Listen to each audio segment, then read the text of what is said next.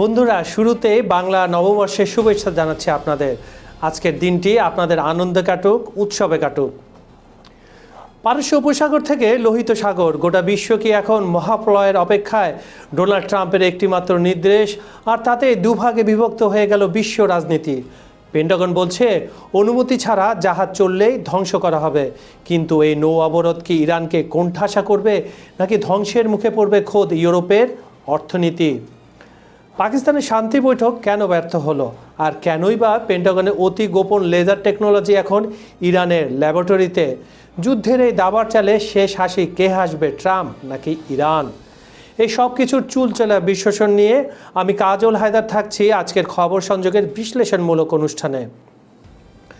মধ্যপ্রাচ্যের আকাশে বারুদের গন্ধ আর বিশ্ব অর্থনীতির টালমাটাল পরিস্থিতি নিয়ে আজ আমরা কথা বলবো। ট্রাম্পের নাভাল ব্লকেড বা নৌ অবরোধ কি আমেরিকার জন্য বুমেরাং হতে চলেছে? কেন পুতিন নিজে মধ্যস্থতাকারী হিসাবে ময়দানে নামছেন? এবং এরদোয়ানের সরাসরি যুদ্ধের হুঁশিয়ারি কি ইসরায়েলকে কি পিছু হটতে বাধ্য করবে? বিস্তারিত থাকছে আজকের পুরো ভিডিওতে, সঙ্গেই থাকুন।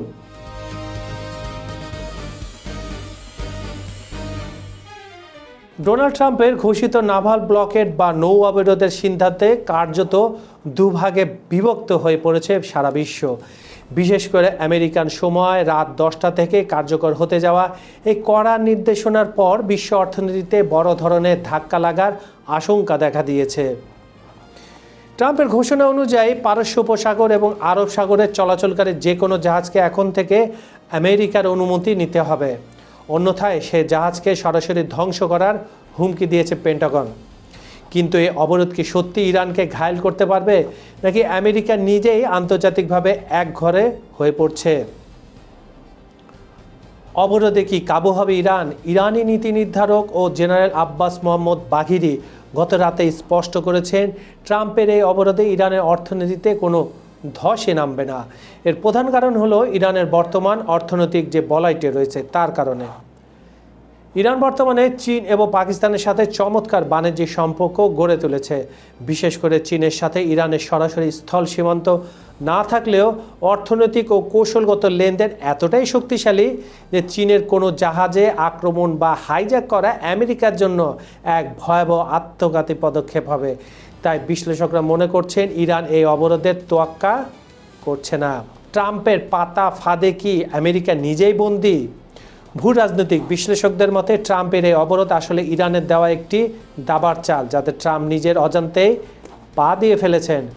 বাব-আল মানদেব ও লোহিত সাগর, আমেরিকা যখন হরমুজ প্রণালীতে ব্যস্ত থাকবে, ইরান ও তার বন্ধুরা বাব-আল মানদেব প্রণালী পুরোপুরি অচল করে দেওয়ার সক্ষমতা রাখে। ইউরোপের বিপর্যয়, এশিয়া থেকে লোহিত সাগর হয়ে সুয়েজ খাল দিয়ে ইউরোপে যাওয়া প্রতিটি পণ্যবাহী জাহাজ, এলএনজি এবং অপরিশোধিত তেলের কার্গো বন্ধ হয়ে যেতে পারে। এতে মিশর যেমন রাজস্ব হারাবে, তার চেয়ে বড় ক্ষতি হবে পুরো ইউরোপের। জ্বালানি ও নিত্য পণ্যের সংকটে ইউরোপ কার্যত শাটডাউন হয়ে যাওয়ার ঝুঁকিতে পড়বে। ট্রাম্প ইরানকে আইসোলেট করতে গিয়ে উল্টো নিজের দীর্ঘদিনের মিত্রদেরই দূরে সরিয়ে দিচ্ছেন।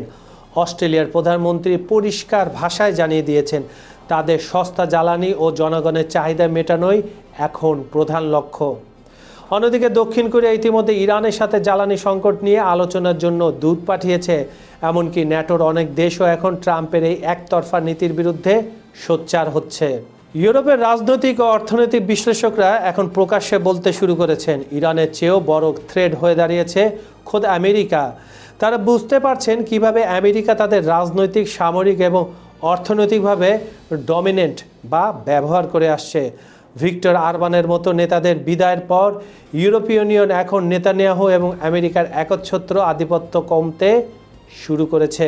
ইরানের আত্মবিশ্বাস ও আগামী রণক্ষেত্র, প্রফেসর মোহাম্মদ মারান্দি এক সাক্ষাৎকারে স্পষ্ট করে জানিয়েছেন আমেরিকান ব্লকের তাদের জন্য কোনো বিপদ নয়, বরং একটি সুযোগ। সেটা আবার কিভাবে? ইরানের এই আত্মবিশ্বাসী বলে দিচ্ছে তারা যুদ্ধের জন্য মানসিকভাবে কতটা প্রস্তুত রয়েছে আবারও। আর এই সভ্যতাকে যুদ্ধের ভয় দেখিয়ে কোনো লাভ নেই, কারণ তাদের যে 4000 বছরের ইতিহাস, সভ্যতা, তারা সব সময় যোদ্ধার জাত। তারা এই যুদ্ধ কোনোদিন ভয় পায় না, এই যুদ্ধের মাধ্যমেই তারা এগিয়ে যায়। বর্তমানে 20 দিনের একটি যুদ্ধবিরতি বা সিজফায়ার পেপার সই থাকলেও এটা আসলে 14 দিন, অনেকে আবার 20 দিনই বলছে। পাকিস্তান বা আঞ্চলিক স্বার্থ রক্ষায় ইরান তা হয়তো এখনই ভাঙবে না, তবে এই সময়ের মধ্যে পরিস্থিতির উন্নতি না হলে হরমুজ প্রণালী থেকে শুরু করে ল্যান্ড অ্যাটাক যে কোনো পন্থায় বড় ধরনের যুদ্ধ শুরু হয়ে যেতে পারে, আর সেখানেই আমাদের সবার ভয়। ট্রাম্পের নৌ অবরোধ ইরানকে নয় বরং খাদের কিনারায় ঠেলে দিচ্ছে খোদ ইউরোপ এবং আমেরিকার এশিয়ার বন্ধুদের।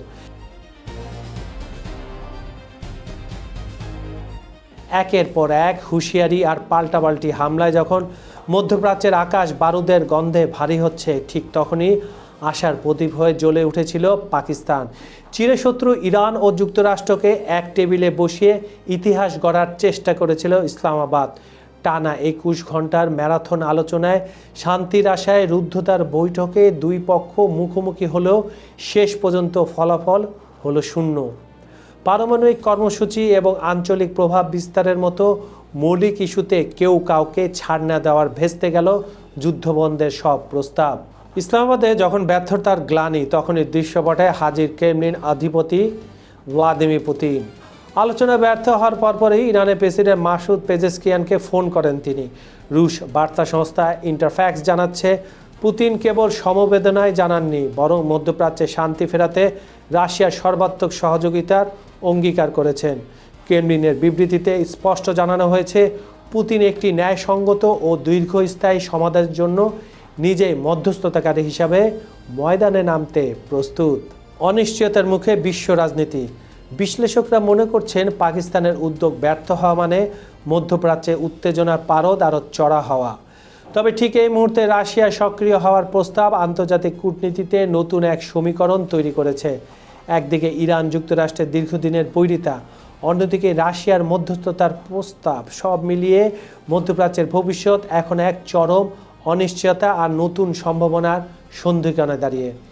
যুদ্ধ কি থামবে, নাকি কোনো নতুন মহাপ্রলয়ের ইঙ্গিত দিচ্ছে এই ব্যর্থ আলোচনা? উত্তর এখন সময়ের হাতে। ফিলিস্তিন ও লেবাননে ইসরায়েলি ধ্বংসযজ্ঞের প্রতিবাদে এবার খোলস ছেড়ে সরাসরি যুদ্ধের হুঁশিয়ারি দিলেন তুর্কি প্রেসিডেন্ট রিসেপ তাইয়েপ এরদোগান। ইস্তাম্বুলে আয়োজিত এক সংবাদ সম্মেলনে গর্জে উঠে তিনি বলেন, ইসরায়েলকে থামানোর জন্য তুরস্কের সামরিক হস্তক্ষেপে কোনো বাধা নেই। কারাবাখ এবং লিবিয়ায় যেভাবে তুর্কি বাহিনী প্রবেশ করেছিল, ইসরায়েলের ক্ষেত্রেও একই ধরনের কঠোর পদক্ষেপ নেওয়া হতে পারে বলে স্পষ্ট ইঙ্গিত দেন তিনি। নেতানিয়াহু সরকারকে একটি রক্তমাখা গণহত্যার নেটওয়ার্ক হিসাবে অভিহিত করে এরদোগান বলেন, শিশুদের রক্ত নিয়ে যারা খেলছে তাদের থামানোর সময় এসেছে। তবে এরদোগানের এই হুঙ্কারে চুপ থাকেন ইসরায়েল। দেশটির হেরিটেজ মন্ত্রী আমিচাই ইলিয়াহু এরদোগানকে উম্মাদ একনায়ক বলে এবং ভণ্ড হিসাবে আখ্যা দিয়ে এক হাত নিয়েছেন। ইলিয়াহু বলেন, যে দেশ উত্তর সাইপ্রাস দখল করে আছে এবং কুর্দিদের ওপর নিপীড়ন চালাচ্ছে, তাদের মুখে শান্তির কথা মোটেও মানায় না। এরদোগান নিজেকে অটোমান সুলতান ভাবছেন বলে খোঁচা দিয়ে তিনি তুরস্কের সাথে সমস্ত কূটনৈতিক সম্পর্ক ছিন্নের প্রস্তাব দিয়েছেন। এমনকি এআই দিয়ে বানানো একটি বিতর্কিত ছবি শেয়ার করে তিনি এরদোগানকে তুচ্ছ জ্ঞান করেছেন। দুই দেশের এই কথার যুদ্ধে নেপথ্যে রয়েছে তুরস্কের আদালতের একটি বড় সিদ্ধান্ত। ফিলিস্তিন ফ্রন্টালি আটক করার দায় সম্পর্কে নেতানিয়াহু ও বেন গাভি সহ 36 ইসরায়েলি কর্মকর্তার বিরুদ্ধে অভিযোগ গঠন করেছে ইস্তাম্বুলের প্রসিকিউটর। এর প্রতিক্রিয়ায় তুর্কি পররাষ্ট্র মন্ত্রণালয় নেতানিয়াহুকে সরাসরি বর্তমান সময়ের হিটলার বলে অভিহিত করেছে। যুদ্ধের ময়দান ছাপিয়ে এখন আঙ্কারা বনাম জেরুজালেমের এই প্রকাশ্য লড়াই মধ্যপ্রাচ্যের রাজনীতিতে আরেকটি নতুন উত্তাপ ছড়িয়েছে।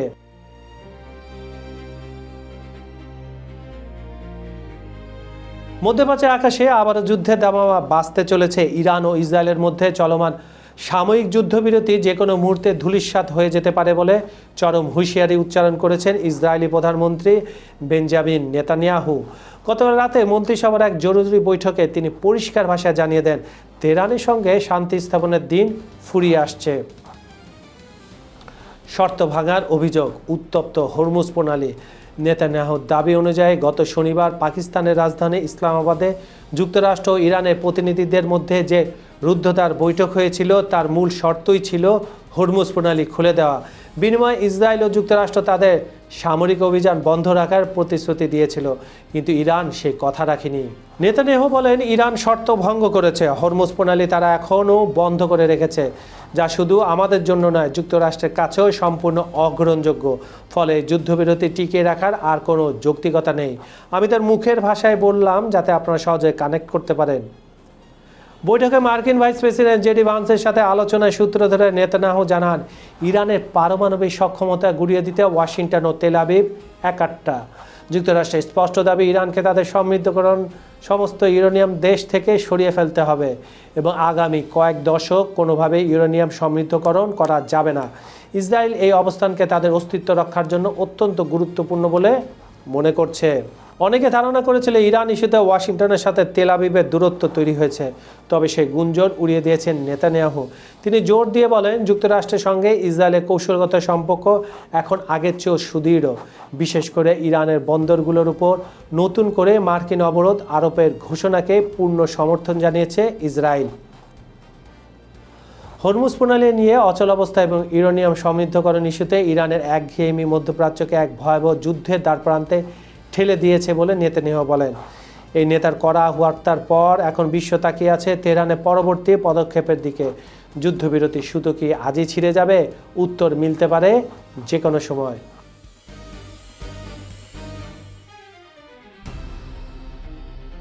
যেখানে আগুনের শিখায় সব ছাই হয়ে যাওয়ার কথা ছিল, সেখান থেকেই ইরান বের করে এনেছে মার্কিন সামরিক শক্তির এক তুরুপের তাস। গত 5 এপ্রিল ইস্পাহানে মার্কিন বাহিনীর সেই ব্যর্থ উদ্ধার অভিযানে যেন আমেরিকার জন্য এক দুঃস্বপ্নে পরিণত হয়েছে। নিজেদের অতি গোপন প্রযুক্তি শত্রুর হাতে থেকে বাঁচাতে মার্কিন সেনারা তাদের MC-130 বিমানগুলো ধ্বংস করে পালিয়েছিল।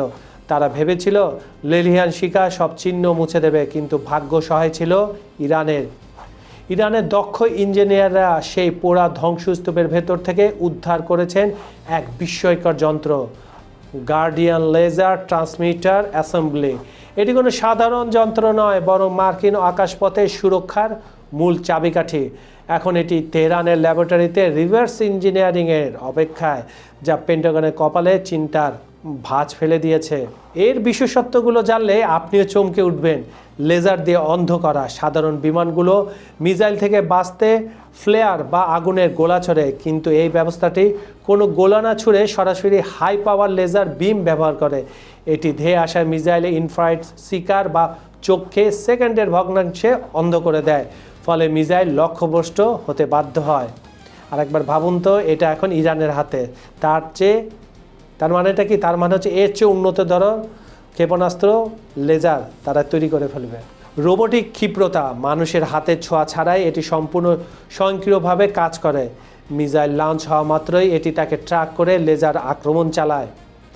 বহুমুখী সুরক্ষা, এটি শুধু একটি নয়, বরং একসাথে ধেয়ে আসে একাধিক মিসাইলকে মোকাবেলা করতে সক্ষম।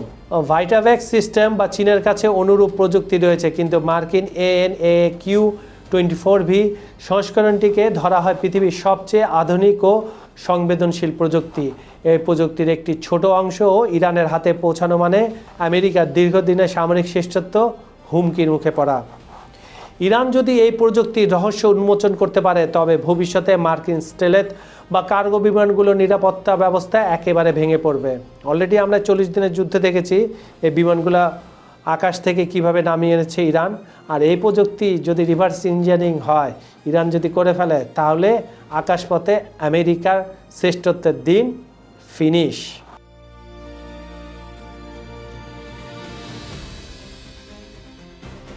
মধ্যপ্রাচ্যের আকাশ বাতাস এখন বারুদের গন্ধে ভারী। মার্কিন প্রেসিডেন্ট ডোনাল্ড ট্রাম্পের বিতর্কিত নৌ অবরোধ ঘোষণার পর পারস্য উপসাগরে তৈরি হয়েছে চরম উত্তেজনা। এই উত্তপ্ত পরিস্থিতির মধ্যে রণহুঙ্কার দিয়ে মাঠে নামলেন ইরান ফোর্সের commander brigadier general Ismail Kayani. তার পরিষ্কার কথা, অর্জনের খাতা শূন্য নিয়েই এই অঞ্চল থেকে কি আমরা যে বলি না যে পাতারি গুটাতে হবে, সেই ধরনের ওয়াশিংটন ও তেল আবিবকে মানে তলপা গুটিয়ে এই দুই দেশকে পালাতে হবে। প্রতিরোধের দেয়ালে পিঠ ঠেকবে শত্রুর। সামাজিক যোগাযোগ মাধ্যম এক্সে এক বিস্ফোরক পোস্টে জেনারেল কায়ানি বলেন, মধ্যপ্রাচ্যে এখন আর সাম্রাজ্যবাদীদের দাপট দেখানোর দিন নেই। সেখানে এখন সগৌরবে দাঁড়িয়ে আছে প্রতিরোধের সমন্বিত ফ্রন্ট। তিনি আত্মবিশ্বাসের সাথে জানান, এই ফ্রন্ট এতটাই শক্তিশালী যে শত্রুপক্ষকে চরম অপমান আর অপদস্থ হওয়ার জন্য প্রহর গুনতে হচ্ছে। কাহিনীর ভাষায় আমেরিকা ও ইসরায়েলকে কেবল পরাজিত হতে হবে না, বরং চূড়ান্ত ব্যর্থতার গ্লানি নিয়ে এ মাটি ছাড়তে হবে। পুরনো পরাজয়ের স্মৃতি মনে করিয়ে দিলেন কায়ানি। মার্কিন দম্ভকে ধুলোয় মিশিয়ে দিতে কায়ানি ইতিহাসের পাতা মনে করিয়ে দেন। তিনি উল্লেখ করেন ইয়েমেনের বীরত্ব, কিভাবে ইয়েমেনি যোদ্ধাদের সামনে মার্কিন রণকৌশল মুখ থুবড়ে পড়েছিল। লোহিত সাগরের লজ্জা, বাবেল আল মানদেব এবং লোহিত সাগর থেকে মার্কিন বাহিনীর খালি হাতে পলায়ন ছিল তাদের পরাজয়ের জলজান্ত দলিল।